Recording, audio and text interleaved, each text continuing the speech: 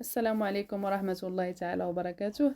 نهلة يوتيوبر وصانعة محتوى جزائرية مشات لتركيا ودارت فيديو حطته على مواقع التواصل الاجتماعي انستغرام وفيسبوك، كتسول فيه ناس اجانب واش عرفتو شنو لابسه، وكتقول لهم باللي هذا قفطان جزائري. حطت راسها في واحد الموقف لا تحسد عليه، حيتاش في الاصل قامت بشراء هاد قميص جوهرة من تاجرة مغربية، ومشات لتصوير مقطع فيديو مع الأجانب تخبرهم بنكتة أن هذا اللباس جزائري. والمضحك أنه هذه الكذبة ما دامش لمدة طويلة، في المتجر اللي شرات منه خرجوا فضحوها على انستغرام وبالدليل.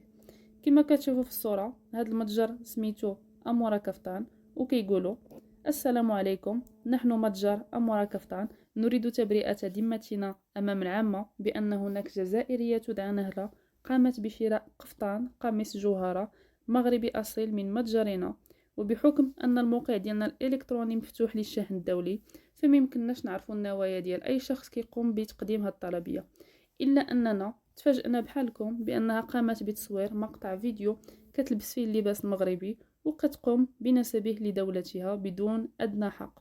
ولهذا السبب نود أن نوضح لزبنائنا الكرام عامة وللمغاربة خاصة بأن هذه القطعة التي ظهرت بها في المقطع قامت بشرائها من متجرنا، وهو اللباس مغربي أصيل صنع بأيادي مغربية ولا علاقة له بالجزائر، ولن نقبل أي تصرف من هذا القبيل. وفي هذه الصورة التالية فكتبين المحادثة بينها وبين البائعة على انستغرام. كما أن في مواقع التواصل الاجتماعي خرجوا جزائريات وحطوها هما في موقف لا تحسد عليه بالقول ديالهم بلي أن هذا القفطان مغربي. وبصراحة غير دارت الضحك في راسها، حيت المغاربة كيعرفوا بالقفطان المغربي في المحافل الدولية الكبار، أما هي فكتدور فيه بالزناقي وكتسول الناس. فهادشي كيدل على فقد الهوية والتشبث بالثقافة ديال الغير. فهاد المجهود اللي كيديروا كنستثمروه في التعريف باللباس الأصلي ديالهم